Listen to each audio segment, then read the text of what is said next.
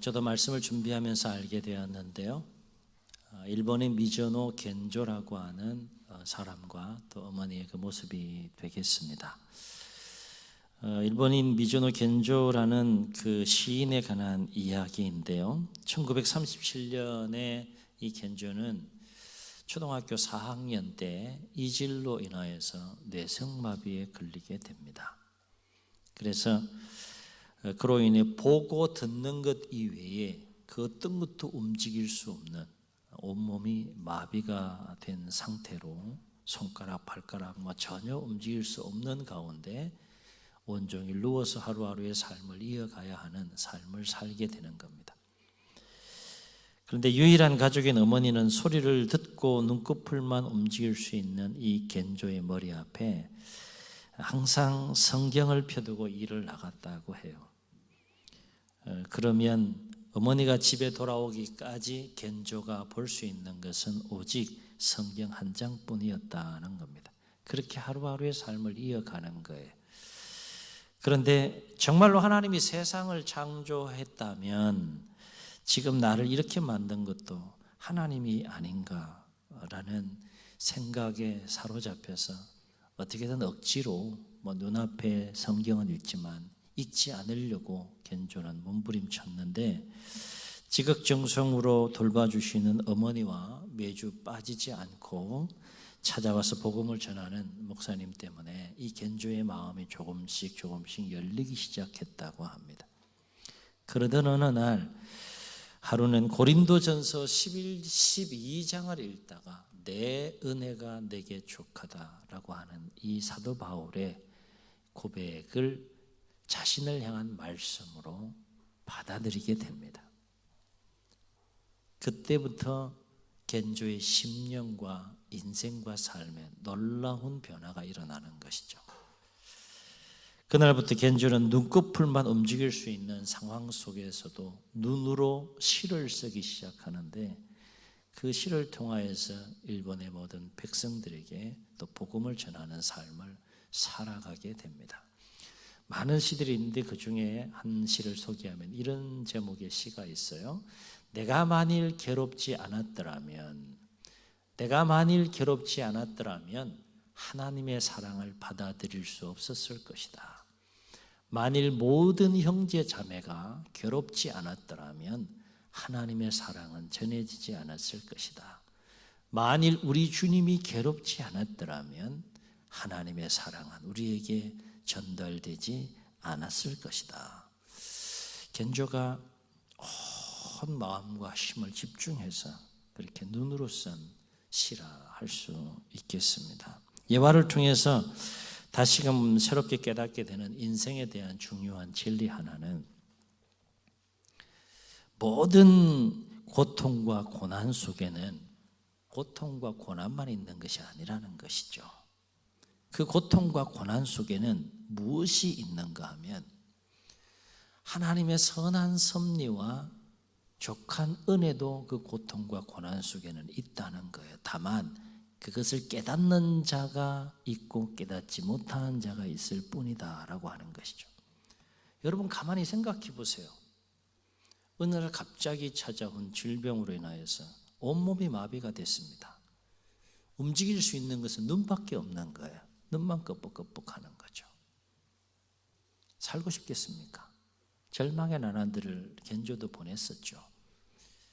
그런데 엄마가 자신의 머리밭에 방향을 두고 이렇게 볼 수 있는 성경 한 장, 그거를 바라보면서 하루를 이어가야 하는 삶의 또 그 여정 속에 어느 날 내 은혜가 내게 족하다라고 하는 이 말씀이 자신을 향한 하나님의 말씀으로 역사할 때 그 말씀의 역사로 인해서 겐조가 얼마나 놀라운 삶을 살아가는지 우리는 예화를 통해서 볼 수 있지 않습니까? 주목할 것은 겐조처럼 자신에게 닥친 고난 속에 이 하나님의 섭리와 선하신 섭리와 또 은혜를 깨닫게 된다 그러면 비록 말할 수 없는 고통과 고난 속에 있다 할지라도 그 사람은 희망을 노래하는 삶을 살게 된다는 거예요. 아멘. 아멘. 여러분, 겐조가 어떻게 희망을 노래할 수 있겠어요? 네? 이거는 상식적으로 이해할 수 없는 거 아닙니까? 경험적으로 이해할 수 없는 거 아니겠어요? 여쭤볼게요.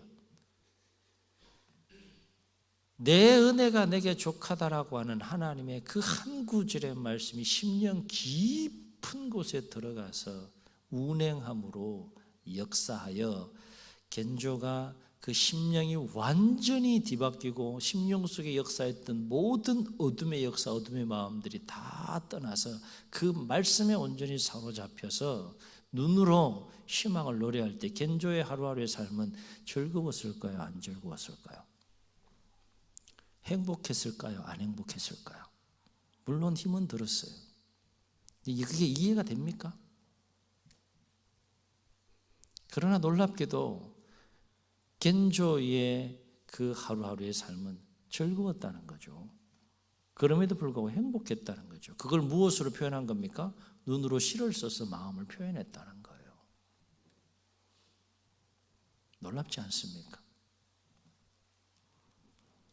오늘 말씀은 욥에 관한 이야기가 되겠습니다. 욥의 저자는 1장 1절에서 욥에 대해서 뭐라고 소개하는가 하면 이렇게 소개합니다. 우스 땅에 욥이라 불리는 사람이 있었는데 그는 온전하고 정직하여 하나님을 경외하며 악에서 떠난 자더라 그랬어요. 한 구절이지만 이렇게 성경 속에서 그 인생과 삶에 대해서 평가받는 삶을 살아가는 쉬운 일입니까? 그는 온전하고 완전하여 온전하고 정직하여 하나님을 경외하며 악에서 떠난 자더라 그랬어요. 그리고 1장 8절과 2장 3절에 보면 하나님도 욥을 인정하시면서 뭐라고 욥에 대해 소개하는가 하면 그와 같이 온전하고 정직하여 하나님을 경외하며 악에서 떠난 자는 세상에 없느니라. 하나님이 욥을 인정해요. 자, 그러면 욥의 생애와 삶은 계속 쭉쭉 잘 뻗어가야 되지 않겠습니까? 평탄하고 형통해야 되지 않겠습니까? 그런데 어느 날 오늘 말씀과 2장 다 읽진 않았지만 2장을 보게 되면 그러한 놀라운 삶을 살아가는 욥의 생애 가운데 어느 날 느닷없이 하루아침에 말할 수 없는 고통과 시련이 들이닥치게 됩니다. 크게 세 가지 시련을 겪게 되는데 하나는 하루아침에 그토록 엄청나게 소유했던 모든 재산을 다 잃어버려요. 이거 하나라도 견디기 힘든 거 아닙니까? 그죠? 두 번째 어떤 시련이 닥쳐오는가? 많은 종들이 있었는데 그 많은 종들이 죽임을 당하고 10자녀가 있었는데 7 아들과 3 딸이 모두 하루아침에 다 죽임을 당합니다. 이 정도 되면 실신할 수 있는 거 아닙니까? 또 한 가지 시련이 닥쳐요. 그것은 건강을 잃게 되는데 발바닥부터 또 정수리까지 머리까지 종지가 나게 되는, 그래서 이 고통 가운데 육체적으로도 고통스럽고 마음적으로도 심령적으로 굉장히 고통스러운 한계 상황 속에 놓여 있는 그 욥의 모습을 말씀을 통해서 보게 됩니다. 여기에서 생기는 궁금한 것은 뭔가 하면 왜 그토록 온전하게 살고 정직하게 살고 하나님을 경외하며 모든 악에서 떠난 삶을 하루하루 삶을 살아가는 그러한 욥에게 이와 같은 엄청난 시련이 들이닥쳤느냐 하는 거예요. 1장과 2장을 읽어보면 욥이 이러한 엄청난 고난과 시련을 겪게 되는 배경에는 누가 등장하는가 하면 그 배후에 사단이 역사하고 있음을 소개하고 있습니다.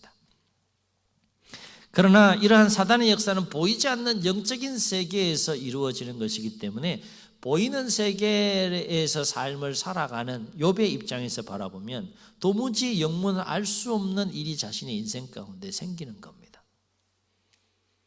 보이지 않는 영적인 세계에서 이루어진 일이 자기 인생 가운데 발생한 것이기 때문에 도대체 왜 내 인생에 갑자기 이와 같은 일이 생긴지 알 수 없는 그 답답함과 고뇌와 고통이 이 욥에게 있는 것이죠. 1장과 2장을 보게 되면 천상에서 욥의 고난과 관련하여 어떤 일이 있었는지에 대해서 소개하고 있는데 이를테면 하루는 하나님의 아들들이 하나님 앞에 섰고 또 욥 그 사탄도 그들 가운데 와서 하나님께 뭘 하는가 하면 욥에 대해서 막 참소하는 장면을 보게 됩니다. 하나님이 사단에게 묻기를 네가 어디서 왔느냐라고 이렇게 묻자 사단이 뭐라고 대답하는가 하면 땅을 두루 돌아 여기저기 다녀왔다라고 하나님께 대답합니다. 땅에서 사단의 역사가 충만히 역사하는 것이죠. 그렇게 대답하는 사단에게 하나님께서 욥에 대해서 칭찬하시는 모습을 보게 돼요. 네가 내 종 욥을 주목하여 보았느냐.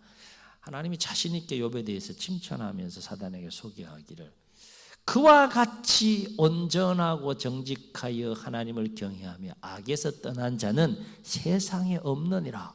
이렇게 하나님이 사단에게 그 욥을 참수하는 사단에게 하나님이 욥을 칭찬하자 사단이 어떤 반응을 보이는가 하면 그 하나님이 칭찬하는 욥을 사단은 하나님께 참소하게 됩니다. 참소하는 그 내용은 어떤 내용인가 하면 이런 내용이에요. 하나님, 뭐 욥 칭찬할 만하죠.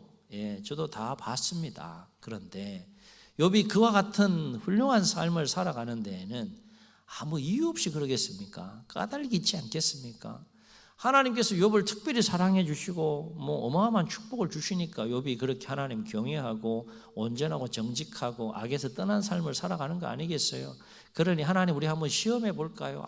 사단이 대단해요. 하나님과 거룩한 밀당을 하면서 참수하는 거예요. 하나님 우리 한번 시험해 볼까요? 뭘 시험해 보느냐? 욥이 소유한 하나님이 축복한 그 소유를 한번 쳐보시죠. 그리고 건강도 한번 쳐보시고요. 그러면요 욥이 반드시 하나님을 대놓고 욕할 겁니다. 그럴 듯 하잖아요. 그죠? 사단이 이렇게 하나님 앞에 참소하는 거예요. 근데 하나님은 자신이 있는 겁니다. 무엇에 대해 자신이 있는 겁니까? 욥에 대해서 자신이 있는 거예요. 우리의 삶이 그런 삶이 될 수 있기를 주의 여러분 축원합니다. 하나님이 믿는 사람 얼마나 멋있습니까? 그래 한번 시험해 봐라. 욥의 신앙을 한번 시험해 봐라. 소유도 한번 쳐보고 건강도 쳐봐라. 그래도 욥 끄떡하지 않을 테니까 한번 쳐봐라 라고 하나님께 사단에게 윤호하고 허락해 줌으로 말미암아 사단이 욥을 치게 되고 욥의 입장에서는 그러한 천상의 영적인 세계에서 일어났던 결론에 의하여서 어느 날 갑자기 말할 수 없는 시련을 겪게 된다는 이야기가 1장과 2장에 쭉 소개되고 있는 겁니다. 여기서 우리가 주목할 것은 뭔가 하면 사단은 밤낮 하나님 앞에서 욥의 경우처럼 하나님의 백성들을 참수하는 자라는 거예요. 그래서 계시록 12장 10절에 보게 되면 이 사단에 대해서 뭐라고 소개하는가 하면 우리 형제들을 참수하던 자 곧 우리 하나님 앞에서 밤낮 참수하던 자가 하늘에서 땅으로 쫓겨났다라고 소개를 합니다. 사단은 끊임없이 우리를 참수하는 거예요. 욥이 얼마나 훌륭한 삶을 살아가는데 어떻게든 치고 싶은 거죠. 또 한 가지 우리가 기억해야 할 것은 우리의 삶 가운데는 이러한 사단의 참소와 관계와 공격으로 인하여서 뜻하지 않은 말할 수 없는 시련을 겪을 수도 있다는 것입니다. 욥기 1장과 2장에 등장하는 그 사단의 활동을 근거로 생각해 보게 되면 사단이 치는 그 세 가지 내용이 있는데 주로 치는 게 뭔가 하면 이 물질, 이 소유에 관한 문제를 칩니다. 자녀에 관한 문제를 치는 경우가 있어요. 건강에 관한 문제를 치는 경우가 있습니다. 대부분 여기에 다 걸리는 거죠. 그러나 그렇다고 해서 우리가 겪는 모든 고난과 시련이 사단의 공격에 의한 고난만은 아니다라고 하는 것이죠. 하나님의 선한 섭리와 또 뜻 안에서 겪게 되는 고난들도 분명히 있는 것이죠. 또 한 가지 기억해야 할 것은 아무리 사단이 강력하게 우리를 공격한다고 할지라도 그 공격의 범위는 하나님께서 허락해 주시는 범위 안에서만 공격할 수 있다는 거예요. 오늘 보세요. 사단이 그냥 자기 마음대로 공격하는 거 아니면 누구한테 허락받는 겁니까? 하나님한테 허락받는 거예요. 그래서 오늘 말씀에서도 볼 수 있듯이 사단 또한 하나님의 주권 아래에 있는 피조물이기 때문에 그렇습니다. 여하튼 영적인 세계에서 일어났던 사단의 욥에 대한 참소로 인해서 욥은 어느 날 느닷없이 큰 그 시련과 고통 가운데 처하게 되는데, 그런데 놀라운 사실은 어찌되었건 하루아침에 모든 재산을 잃어버리고 모든 자녀를 잃어버리고 심지어 건강마저 잃어버린 상황을 맞이하게 되었다 그러면 사람이 기본적으로 어떤 반응을 보이는 게 맞습니까?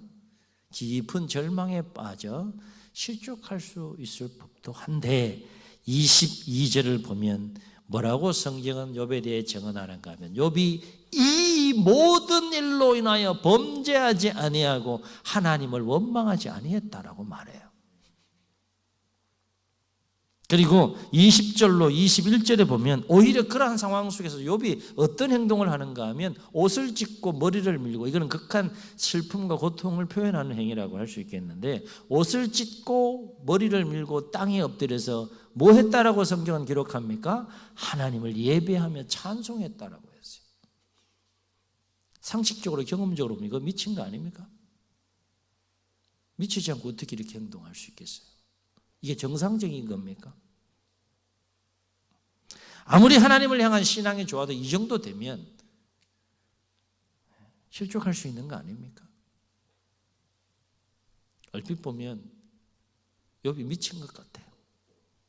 제정신이 아닌 것 같습니다. 정말 의아할 뿐이고 상식적으로 경험적으로 생각해 보면 도저히 이해할 수 없는 용의 모습을 우리는 보게 되는 것이죠. 사랑하는 성도 여러분, 그렇다면 어떻게 욥은 갑자기 영문도 모르는 가운데에 느닷없이 찾아온 참으로 말할 수 없는 고난과 절망적인 상황 속에서도 실족하지 않고 오히려 그러한 상황 속에서도 하나님을 예배하며 찬송할 수 있었을까라고 하는 거예요. 말씀을 가만히 묵상해 보게 되면 우리는 욥의 모습 속에서 어떤 상황 속에서도 하나님을 향하여 절대적인 그 한 가지 가진 그 신앙이 있었다는 것을 볼 수 있게 되는데요. 욥의 마음 속에 어떤 상황 속에도 흔들리지 않았던 하나님을 향한 한 가지 절대적인 신앙이 뭘까? 오늘 이 욥의 신앙이 우리 안에도 회복될 수 있기를 소원하고, 이 욥의 신앙으로 인하여서 우리의 삶도 새로운 차원으로 나아갈 수 있기를 주의 이름으로 축원합니다. 그렇다면 욥이 하나님을 향하여 가졌던 이 한 가지 절대적인 신앙이 뭐냐? 예, 그렇습니다. 오늘 말씀을 깊은 묵상해 보면 이 신앙이 욥에게는 있었다는 것, 그것은 어떤 상황 속에서도 하나님의 절대적인 주권을 인정하는 겁니다.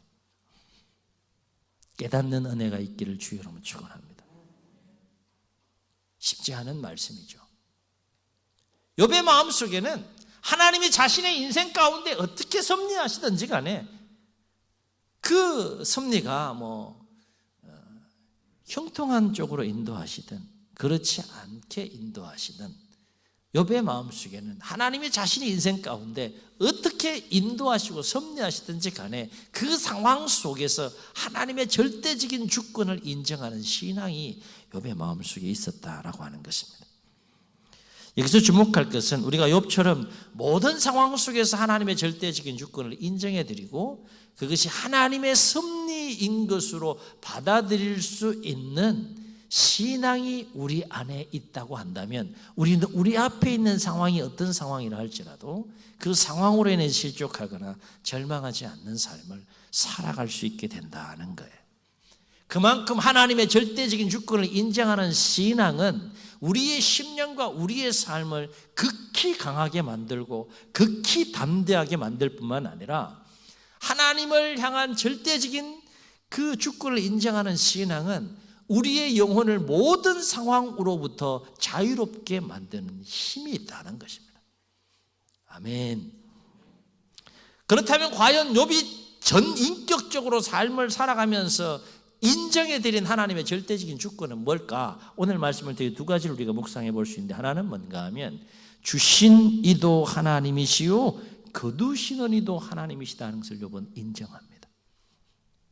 우리는 주시는 분만 하나님으로 인정하고 싶잖아요. 그런데 거두시는 분도 하나님이시라는 거예요. 그 얘기는 뭔가 하면 두 가지 여기에는 중요한 의미가 담겨 있는 것을 볼 수 있게 되는데, 내가 살면서 소유하고 누리는 모든 것이 내 것이 아니라 하나님의 것임을 욥은 인정하고 고백했다는 거예요. 또 한 가지는 내가 살면서 많이 소유하든 적게 소유하든 그 또한 하나님의 섭리라는 것을 욥은 인정했다는 겁니다. 그래서 나는 살면서 소유의 유무로 인해서 결코 실족하지 않겠다라고 하는 것이 욥의 마음속에 충만했다는 것이죠. 왜냐하면 자신은 하나님의 것을 누릴 뿐이고 하나님의 주신 소유의 분량을 누릴 뿐이기 때문에 나는 소유의 유무로 인해서 나는 결코 실족하지 않겠다는 거예요. 이게 욥이 가진 하나님의 절대적인 주권을 인정한 첫 번째 중요한 삶의 자세였던 것이죠. 그래서 이와 관련해서 21절에서 욥은 뭐라고 고백했습니까? 이르되 내가 모태에서 알몸으로 나와 싸운 적 또한 알몸이 그리로 돌아가올지라. 주신 이도 하나님이시요 거두시는 이도 하나님이시오니 여호와의 이름이 찬송을 받을지어다. 아멘. 알몸으로 와서 알몸으로 가는 게 인생이라는 거죠. 흔히 우리 공술의 공수거라 얘기하지 않습니까? 내 거 아무것도 없다는 거죠. 그러니까 소유의 문제로 해서 나는 자유하다는 거예요. 이 고백을 통해서 욥의 신앙이 얼마나 놀랍고 성숙한 신앙이었는지 우리는 가늠해 볼 수 있습니다. 이거 하나만 우리가 제대로 가져도 신앙생활 실족하지 않고 승리하는 삶을 살게 될 줄로 믿습니다. 사랑하는 성도 여러분, 사람이 왜 소유로 인하여서 실족하게 되는 것일까? 여러 가지 이유를 생각해 볼 수 있겠지만 가장 근본적인 이유는 뭐예요? 내가 소유한 것이 하나님의 것이 아니라 내 것이라고 생각하기 때문에 내 것을 잃어버렸으니까 당연히 실족할 수 있는 것이겠죠. 두 번째, 욥이 삶의 여정 속에서 전인격적으로 하나님의 절대적인 주권을 인정한 것은 뭔가 한번 따라해 보시겠습니다. 하나님은 복도 주시지만 화도 주신다. 욥은 이거 인정했어요. 근데 우리는 어떤 마음이 있어요?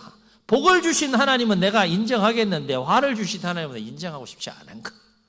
그렇지 않습니까? 전혀 그렇지 않은 표정들로, 일부 때도 제가 보니까 전혀 그렇지 않은 표정들로 바라보시는데, 물론 하나님 좋으신 분이세요. 우리에게 가장 좋은 것으로 주시길 원하시는 분이세요. 그런데 복을 주시는 하나님이시라면 화도 주신다는 것을 욥은 인정했다는 거예요. 그러니까 욥은 어떤 삶을 살았다는 겁니까? 하나님, 내 인생 가운데 복을 주시든 화를 주시든 나 그것 때문에 흔들리지 않겠다는 거예요. 그것 때문에 실족하지 않겠다는 것이고 그것 때문에 절망하지 않겠다는 것이고요. 토기장의 비유를 연결해서 생각해 볼 수 있습니다. 토기장에는 두 가지 권한이 있는 것이죠. 어떤 권한이 있습니까? 재료를 가지고 마음껏 만들고 싶은 그릇을 만들 수 있는 권한이 토기장에게 있어요. 잘 만들든 못 만들든 그거는 토기장의 권한입니다. 또 어떤 권한이 있습니까? 마음에 들지 않으면 언제든지 깨뜨릴 수 있는 권한이 토기장에 있는 게 똑같은 원리입니다. 복을 주시는 분도 하나님이시고 화를 주시는 분도 하나님이시다는 거예요. 욥에게는 이 신앙이, 이 하나님의 절대적인 주권을 인정해 드리는 그 신앙이 견고하게 심령 속에 역사했다는 것이죠. 그래서 하루아침에 소유와 자녀와 건강을 잃어버린 고통 가운데 있는 욥을 이렇게 바라보는 욥의 아내가 욥을 저주합니다. 뭐라고 저주합니까? 당신이 그래도 자신의 온전함을 굳게 지키겠느냐? 그러면서 뭐라고 저주해요? 뭐라고 저주합니까? 하나님을 욕하고 죽어라. 불쌍해 보였던 것 같아요. 차라리 그렇게 고통스러운 가운데 있습니다. 하나님 욕하고 죽어라. 그렇게 자신을 저주하는 그 아내를 향하여서 욥이 뭐라고 고백하는가 하면 2장 10절에서 이렇게 고백해요. 그가 이르되 그대의 말이 한 어리석은 여인의 말과 같도다. 우리가 하나님께 복을 받았은즉 화도 받지 아니하겠느냐 하고 욥이 이 모든 일에 욥이 입술로 범죄하지 아니하니라. 아멘. 얼마나 놀라운 신앙 고백입니까? 하나님이 우리에게 복을 주셨다면 화도 주시지 않겠느냐? 그거 하나님 권한 아니냐? 내가 그 권한 앞에서 뭐라고 그러겠느냐? 이 욥이 대답이에요. 여러분이라면 어떻게 대답하겠어요? 그렇지, 나 하나님 욕해야 되겠지, 그지? 그렇게 반응하는 게 정상적인 거예요. 상식적인 거, 경험적인 겁니다. 그런데 욥은 지금 뭐라고 지금 고백하는 겁니까? 이 고백을 듣고 욥의 아내가 뭐라고 생각했어요? 참 기가 찬 거죠. 그렇습니다. 욥은 자신도 영문을 알 수 없는 상황 속에서 하루아침에 소유와 자녀와 건강을 다 잃어버린 그 고통과 고난 속에 처해 있었지만 그 모든 일로 인하여 하나님을 원망하지 아니하고 실족하지 아니하고 넘어지지 않았다라고 하는 겁니다. 왜일까요? 그렇습니다. 욥에게는 뭐가 있었다고요? 어떤 상황 속에서도 하나님의 절대적인 주권을 인정해 드리는 신앙이 욥에게는 있었다는 겁니다. 사랑하는 성도 여러분, 저와 여러분의 신앙은 어떻습니까? 우리의 삶의 하루하루 여정 속에 우리는 과연 얼마나 하나님의 절대적인 주권을 인정해 드리는 삶을 살아가고 있느냐 하는 거예요. 얻으시는 이도 하나님이시고 주시는 이도 하나님이신 것을 우리가 인정해 드리며 삶을 살고 있느냐? 복을 주시는 분도 하나님이시고 화를 주시는 분도 하나님이신 것을 내가 전인격적으로 인정해 드리며 하루하루를 삶을 살아가고 있느냐? 그렇습니다. 우리도 삶을 살다가 보면 욥과 같이 느닷없이 영문도 알지 못한 채 왜 내 인생 가운데는 이와 같은 일들이 생길 수 있을까 의문을 품며 하나님을 원망할 수밖에 없는 그런 상황을 만날 때가 있지 않습니까? 그럴 때 우리 어떻게 해야 되느냐? 욥의 신앙이 우리에게 도전이 됐으면 좋겠습니다.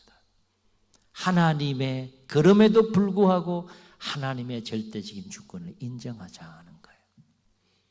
그럴 때 어떤 은혜가 임하게 되는가 하면 그럼에도 불구하고 하나님의 절대적인 주권을 인정하게 되면 그 모든 상황을 뛰어넘는 놀라운 삶을 살게 하신 하나님의 은혜를 경험하게 된다는 겁니다.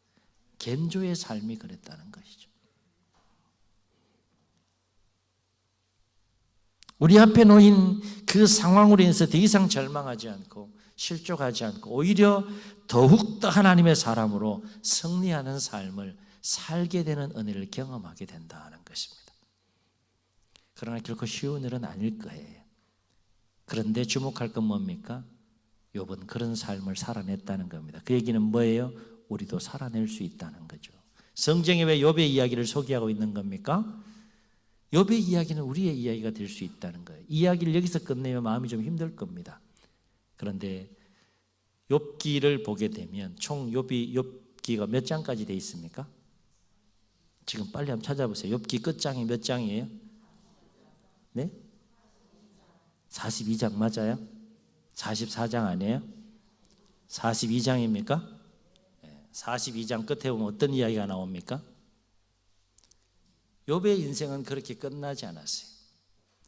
소유가 다 사라지고 자녀 다 죽고 건강 잃고 심령도 고통스럽고 육체도 고통스러운 가운데 시간이 흘러가지만 하나님은 그럼에도 불구하고 하나님의 절대적인 주권을 인정하며 하나님을 원망하지 않고 그 모든 일로 범죄하지 않는 가운데 그럼에도 불구하고 하나님의 사람으로 삶을 살아가는 그 욥을 그냥 두지 않습니다.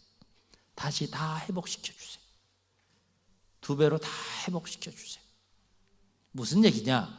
삶을 살 때 그 말할 수 없는 뜻하지 않은 시련과 고난 가운데 처했을 때 그럼에도 불구하고 우리가 그 모든 일로 인하여 욥처럼 실족하지 않고 하나님의 절대적인 주권을 인정해드리며 하나님의 사람으로 삶을 살아가다가 보면 하나님의 역사는 항상 어떻게 끝납니까? 해피엔딩으로 끝난다는 거예요. 아멘. 공짜 없습니다. 하나님을 향하여 가졌던 그 모든 마음, 모든 열정, 모든 삶은 하나님이 다 감찰하시고 결국에는 선한 길로 인도해 주시는 하나님의 손길을 체험하게 될 줄로 믿습니다. 그것이 욥의 이야기예요. 바라옵기는 우리도 욥처럼 범사에 하나님의 절대적인 주권을 인정해 드리는 신앙을 소유하시므로 그 어떤 상황 속에서도 절망하지 마시고 실족하지 않으시고 오히려 모든 상황을 뛰어넘게 하시는 그 하나님의 은혜와 손길을 체험하고 경험하는 우리 모두가 될 수 있기를 주의 이름으로 축원합니다. 축원합니다. 우리 말씀을 기억하시면서 찬송가 300장 1절 3절 우리 찬송 후에 함께 기도하시겠습니다.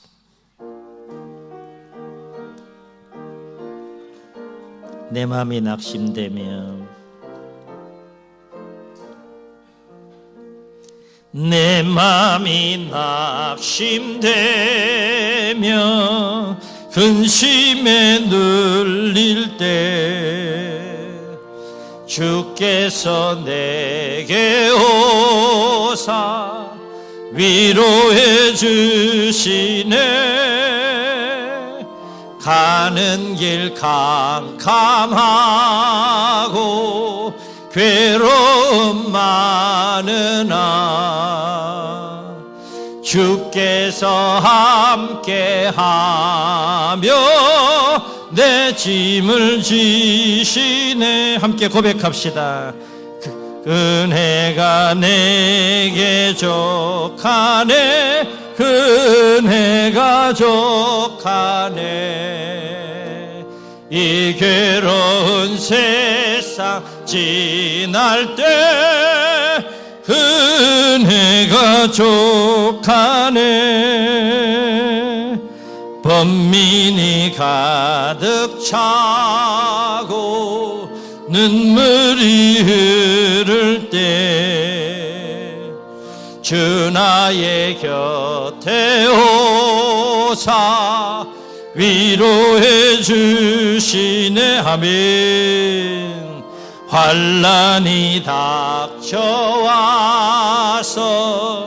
어려움 당할 때 주님의 능력이 입어 원수를 이기네.